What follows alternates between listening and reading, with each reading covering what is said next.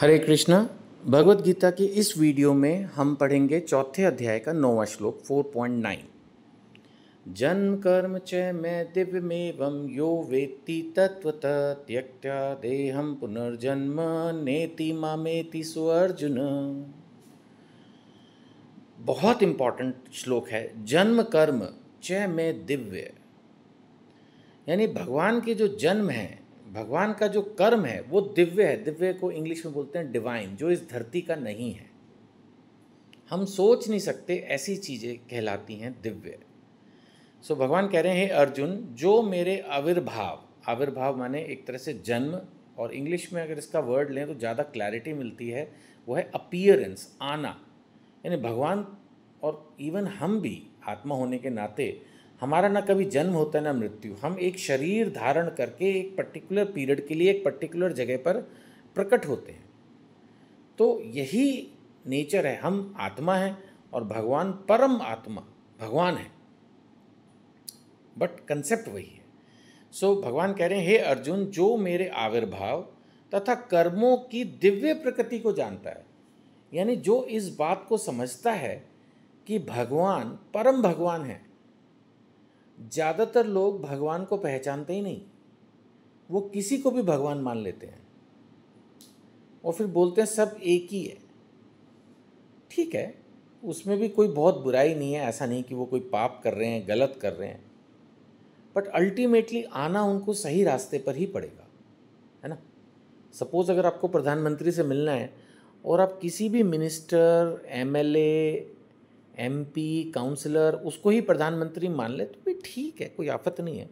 But ultimately जब आप वहाँ जाकर उसको बात करोगे कि मुझे प्रधानमंत्री से मिलना है, तो वो आपको बताएगा नहीं, यहाँ नहीं, आप उस जगह चले जाएं। होता ना, हम किसी गलत जगह चले जाते हैं, बोलते हैं ये है। पोस्ट ऑफिस में आप किसी जगह चले गए, मान लेते वो पोस्ट ऑफिस नहीं है और आप कह रहे मुझे पोस्ट ऑफिस जाना है, तो वहाँ जो होगा वो बताएगा ना, नहीं पोस्ट ऑफिस ये नहीं है, इधर चले जाइए, वहाँ पोस्ट ऑफिस है।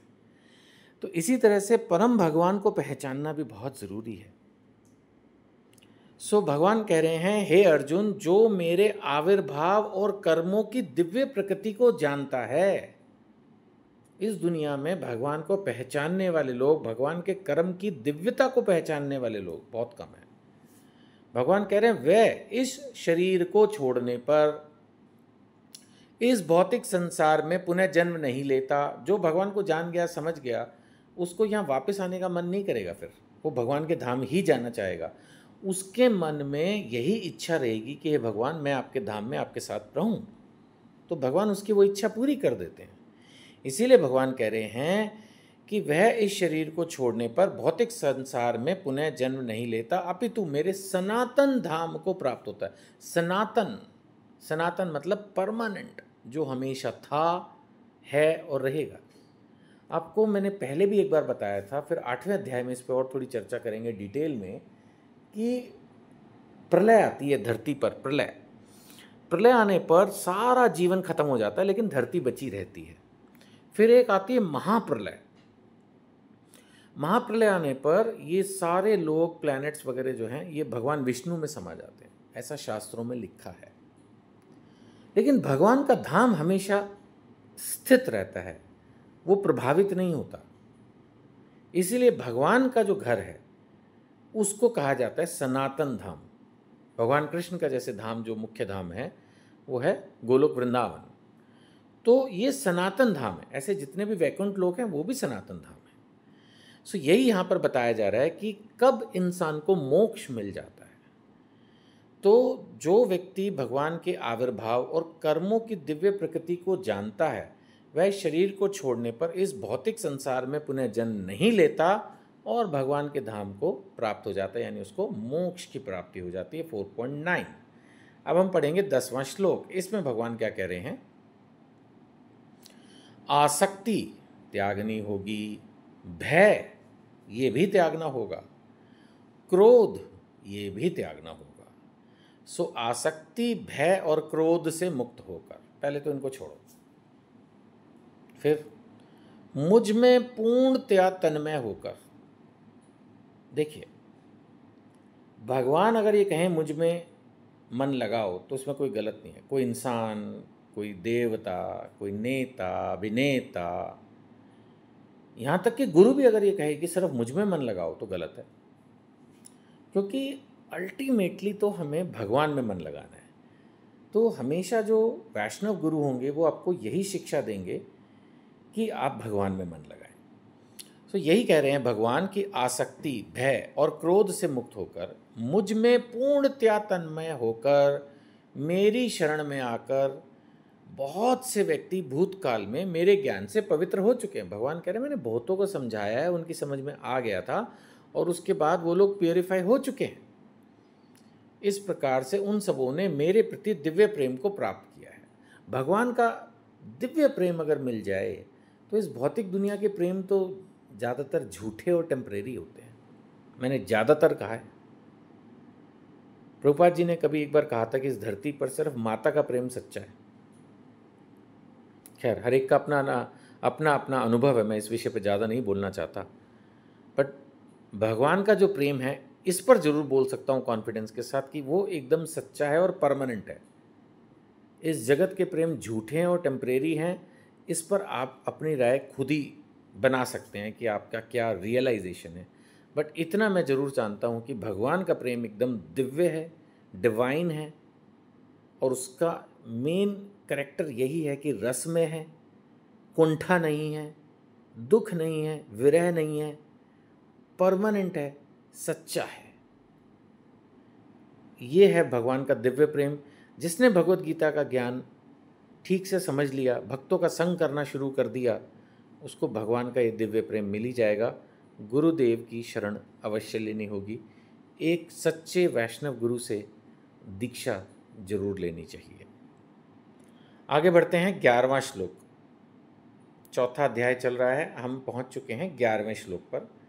इसमें भगवान कह रहे हैं, जिस भाव से सारे लोग मेरी शरण ग्रहण करते हैं उसी के अनुरूप मैं उन्हें फल देता हूँ। Very simple. अब कोई चाह रहा है कि मुझे धन मिल जाए तो भगवान उसको धन दे देंगे। कोई चाहता है कि भगवान मुझे भक्ति दे दो तो भक्ति दे देंगे। किसी को हेल्थ चाहिए, किसी को वेल्थ चाहिए, किसी को पावर चाहिए, किसी को फेम चाहिए। जिसको जो चाहिए, जिस भाव से लोग मेरी शरण ग्रहण करते हैं उसी के अनुरूप मैं उन्हें फल दे देता हूँ। ये पार्थ, प्रत्येक व्यक्ति सभी प्रकार से मेरे पथ का अनुगमन करता है। अल्टीमेटली सब कुछ, जैसे हम इंडिया में जिसको लाइसेंस चाहिए, ड्राइविंग लाइसेंस, वो उसके ऑफिस में जाएगा। जिसको पासपोर्ट चाहिए वो पासपोर्ट के ऑफिस में जाएगा। जिसको आधार कार्ड चाहिए वो आधार के ऑफिस में जाएगा। लेकिन दे तो सब कुछ गवर्नमेंट ही रही है। तो जिसको जो कुछ चाहिए वो वहाँ से ले लेगा। भगवान ने डेजिग्नेटेड प्लेसेस बना रखे हैं।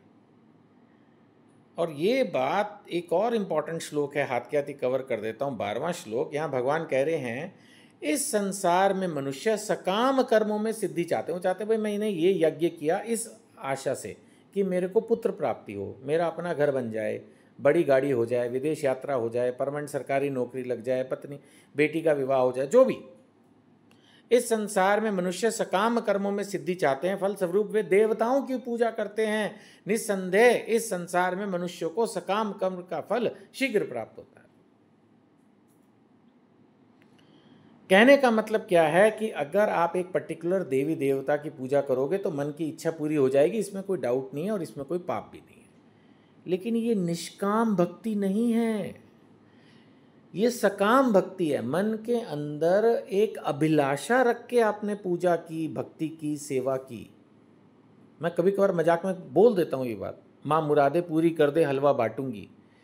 प्रॉब्लम कुछ नहीं है, ये भी ठीक है, बट होना क्या चाहिए, माँ मुरादी पूरी कर या मत कर, मैं तो हलवा बांटूंगी। That is, I believe, is more correct. अगर हमारे मन में सेवा का भाव है तो चाहे हमारी मुराद पूरी हो, मुराद मांगने में कोई कमी नहीं है, उसमें कोई प्रॉब्लम नहीं है। लेकिन एक अच्छे भक्त को चाहिए कि जो सेवा करनी है वो सेवा उस मुराद के फल से कनेक्ट ना हो। ये मैंने बहुत देखा है कि ये हो जाए तो मैं 11,000 का प्रसाद बांटूंगा, भंडारा करूंगा।